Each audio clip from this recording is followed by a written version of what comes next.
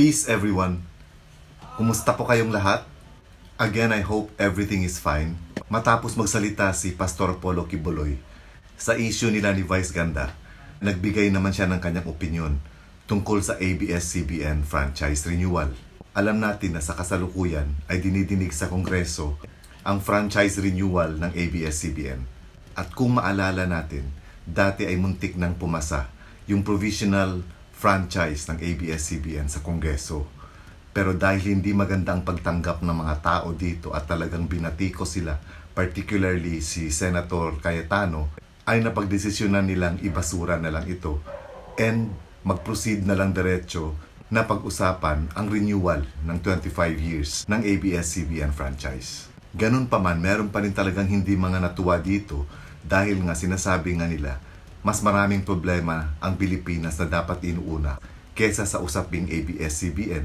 Meron din iba nagsasabi na sana bago pag-usapan yung ABS-CBN renewal ay pag-usapan na sana muna at imbestigahan yung mga sinasabi nilang mga violations ng ABS-CBN. But anyway, tuloy na nga yung pagdinig nila sa ABS-CBN renewal for 25 years na ginaganap ngayon sa ating Kongreso. Samot-saring intriga rin ang natanggap ni Senator Cayetano. May mga nagsasabi na baka nabayaran siya. Meron din mga nagsasabi na bias siya sa ABS-CBN dahil sabi nga nila na yung law firm ni Senator Cayetano ay client nila ang ABS-CBN. So ito naman ay mga usap-usapan lang at hindi pa naman napapatunayan. But anyway, sa video na ito, naglabas din ng opinyon si Pastor Apollo Kibuloy tungkol sa renewal ng ABS-CBN. So just continue watching and please don't forget to subscribe to my channel sa mga hindi pa nag-subscribe and then hit nyo na rin yung notification bell para pag may mga bagong upload ako ay manonotify kayo.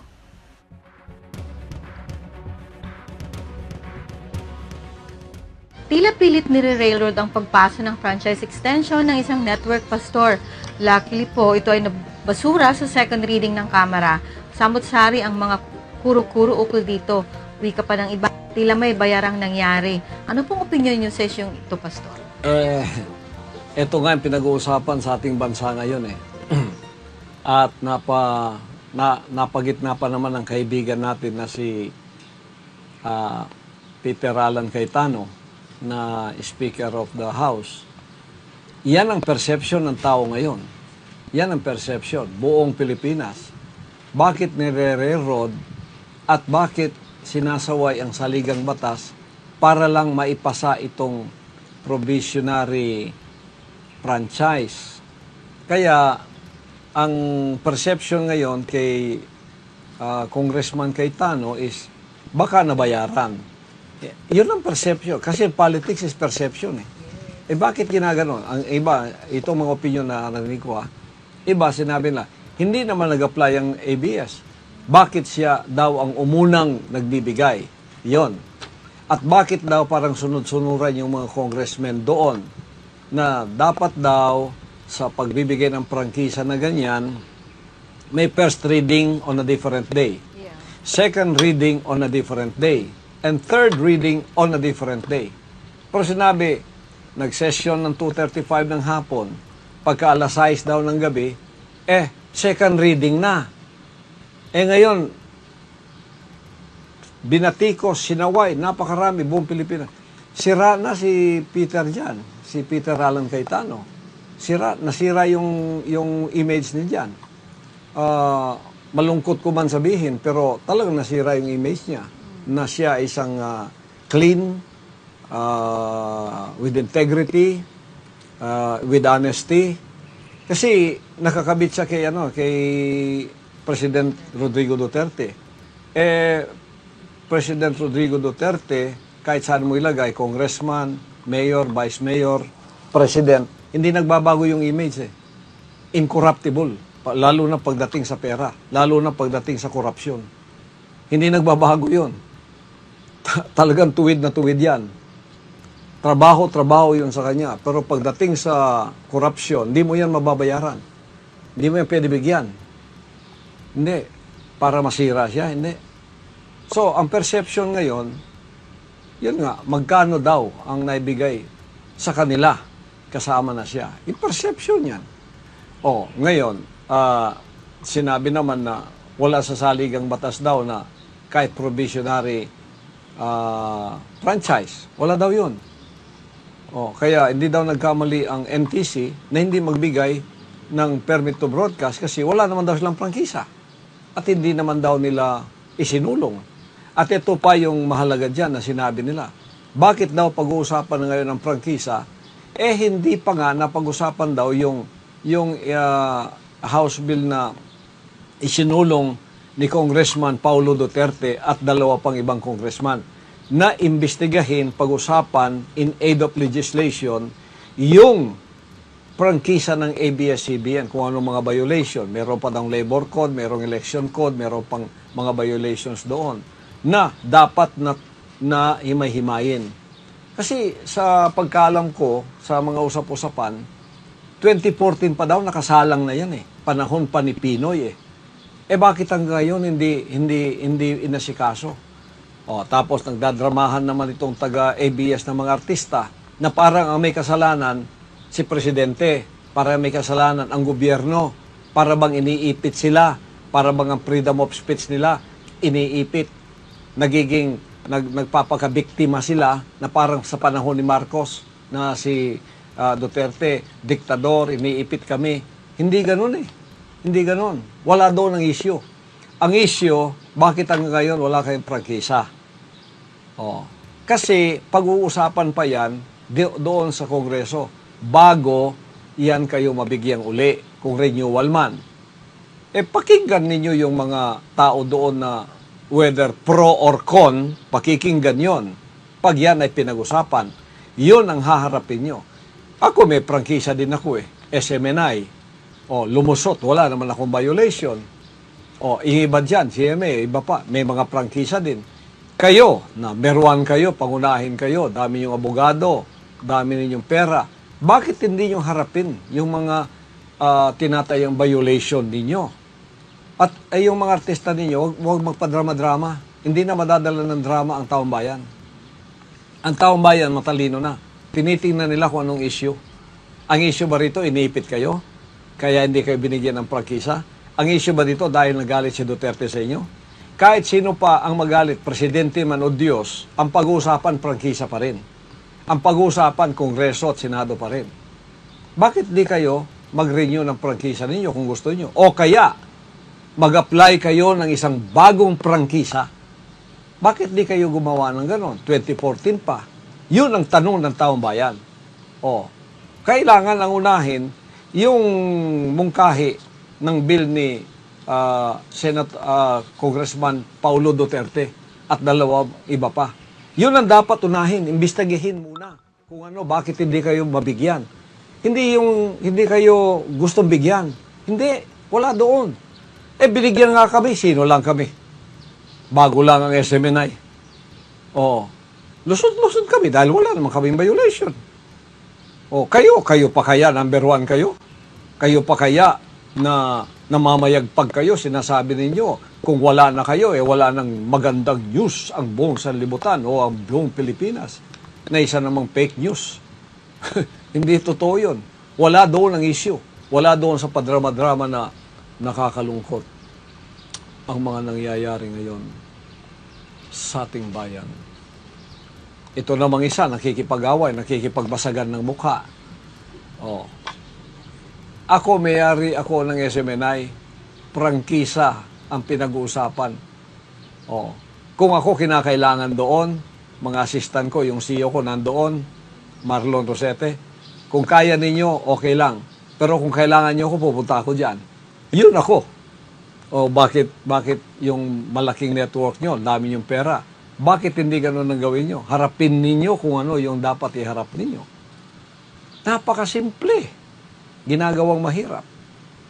Ang gusto yata ninyo, ang gobyerno pang lumuhod sa inyo. Hindi pwede yun. O kaya, yung perception ngayon, nasira pa yung mga congressman yan, kasama ni Peter Alan Cayetano, nasira ang image. Napagandang image kasi konektado kay Presidente. Yan, kung maglumusot yan doon sa Malacanang, ang inyong isip, nire-road ninyong ganyan, pipirmahan yan ni Presidente. ay hindi magpapadamay si Presidente sa kanyang image. Yan, incorruptible yan. Hindi pipirma yan, bibeto niya yan. Kasi hindi siya makikisama doon sa mga kung ano ang pinag-usapan ninyo. May mga kasunduan ba kayo kung ano? Hindi ako nagsasalita no, naririnig ko lang. Kaya itong nagtatanong na to, yun ang masasabi ko. Dapat pag-usapan muna kung bakit hindi sila magkaroon ng prangkisa. Pag-usapan muna yun. Ano yung mga nakakahadlang? Yun ang trabaho ng Kongreso. Trabaho ng Kongreso, hindi yung magbigay ng bagong prangkisa na 6 months. Wala yun. Wala, hindi pa rin lulusot yan. Kahit lumusot pa kayo sa second reading. Kahit mag-third reading pa kayo. Kahit pumirma pa yung mga senador dyan. Wala pa rin yun. Hindi pa rin lulusot yun. It is futile. Wala. Kaya harapin ang totoong issue. Harapin. O ito. Bakit? Sige, harapin natin. Labor. Marami pala tayong hindi nabayaran ng mga worker. 18 years na. Harapin. Bayaran. Dami yung pera. Yung selection law na meron din kayong violation. Harapin nyo. Humingi kayo ng kapatawaran. O kaya, makipagayos kayo. Yun lang. Yung sinasabi dito ni Pastor Apollo Quiboloy ay hindi lang observation niya. Actually, observation din ito ng maraming tao. Yung sinasabi niya paulit-ulit na nire-railroad yung franchise renewal ng ABS-CBN. Railroad meaning parang nirarush, minamadali. So marami din talagang tao nag-isip nun at nagulat kung ba't parang minamadali nga itong renewal. Kasi meron ngang House Bill na pinropose yung presidential son, si Pulong Duterte, na sana unahin mo na imbestigahan ng Kongreso yung mga sinasabing violations ng ABS-CBN. Katulad ng labor law, violations sa tax law, violations sa election law, violations sa Constitution.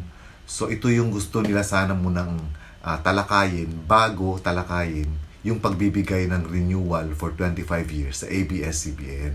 Ngayon na-mention din Pastor Apollo Quiboloy yung mga artista ng ABS-CBN na according sa kanya ay mga nagdadrama. Kasi madalas nga naman itong mga artista ang sinasabi nila is naaawa sila sa mga maliliit na tao na nagtatrabaho sa ABS-CBN na 11,000 yung mawawala ng trabaho. Yun yung parating lang sinasabi. Pero actually, in reality, nagsalita si Secretary Bello, yung ating Labor Secretary, at sinasabi nga niya na nasa 4,858 lang ang, kumbaga parang documented na employees ng ABS-CBN based sa auditing nila noong 2018. Ngayon, ang sagot naman ng ABS-CBN, itong 4,858 ay hindi pa kasali yung mga subsidiaries nila na companies. Katulad ng mga DZMM, MOR, yung mga ganon, Kidzania. So yung ibang mga kasama sa ABS-CBN group of companies yata ang minimin dito ng ABS-CBN ay hindi kasama dun sa 4,858 na sinasabi ni Secretary Bello. Kung kaya ang total daw talaga nito, sabi ng according sa ABS-CBN, is 11,000 yung magiging unemployed kapag tuluyan ng napasara ang ABS-CBN. So yung mga inaakusa kasi sa kanila ay yung halimbawa yung labor law kasi meron ng mga illegal terminations yata na nangyayari doon. Tapos meron din silang mga tinatawag na talents. Itong mga talents kumbaga parang mga contractual na dapat supposedly yata after 6 months, dapat nire-regular yata ito So, yun isa sa mga violations na sinasabi nila. Tapos yung tax law, yung mga hindi pagbabayad ng tax. Although may nabasa rin naman ako na sabi ng BIR, kumpleto naman to yung bayad nila sa tax. And then yung sinasabi ng election law, ito yung sinasabi ni Pangulong Duterte dati na bayad na yung advertisement niya pero hindi ipinalabas ng ABS-CBN. And then yung constitutional law nila na violation sinasabi is yung ownership sa tingin ko. Kasi malakas ngayong balita na itong ABS-CBN ay hindi pagmamayari ng isang Pilipino. Ang nasa saligang batas natin, yung mga broadcast networks na ito dapat ay 100% owned by a Filipino dapat. So ito yung mga ibinabatong akusasyon sa kanila na sana nilinis mo na ito ng ABS-CBN bago sila mag-apply ng franchise renewal. Yun yung sinasabi ni Pastor Apollo Quiboloy at yun din sana yung House Bill ni Pulong Duterte. Ngayon, yung sinasabi naman ni Pastor Apollo Quiboloy na railroading kumbaga inaapura, minamadali itong renewal ng ABS-CBN, parang may punto rin siya. Hindi lang naman siya nagsasabi nito. Ito rin yung sinasabi ng mga karamihan ng mga observers. Ito rin yung mga binabanat ng mga ibang mga lawyers, di ba? Ang sabi kasi nila, napakadaming problema pa ang Pilipinas sa pandemya. Ngayon, ilang araw ang igugugol ng Congress. Ilang araw nilang pag-uusapan itong ABS-CBN. Tapos, nakabinbin yung mga mas importanteng mga house bills na para sa kapakanan sana ng mga tao.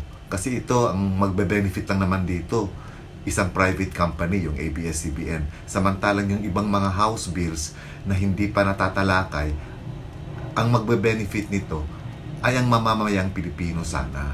So yun din yung sinasabi na bakit inuuna pa ito. Tama rin naman yun. Kumbaga ganitong mga panahon na meron tayong pandemya, dapat unahin siguro natin yung kapakanan ng marami, hindi yung kapakanan ng isang private company lang. Tapos tama rin pala talaga na binasura nila yung provisional franchise na ibinigay dati na pumasa sa second reading. Kasi nga, unconstitutional pala talaga yun. Halatang minadali dahil doon. Kasi nga, ang sabi sa Constitution, bago ipasa sa isang reading ang isang bill, dapat days ang pagitan. Yung nangyari kasi sa kanilang provisional franchise, hours lang. Lumusot na agad sa first reading and second reading. So tama lang talaga na ibinasura yun. And of course, sabi din nila, wala daw kasi sa Constitution natin yung provisional franchise na binibigay sa mga networks. Dalawa lang daw kasi yan. It's either bibigyan or hindi bibigyan. Walang provisional. So ngayon natapos na yung issue about provisional franchise, ngayon ang tinatalakay na nila is kung bibigyan ba ng franchise renewal for 25 years ang ABS-CBN. Ang isa pang ipinupunto ni Pastor Apollo Quiboloy dito ay yung mga sinasabi rin ng mga taga-network, taga-ABS-CBN, na kawawa yung mga tao na hindi nakahatiran ng news mula nang nagsara yung ABS-CBN.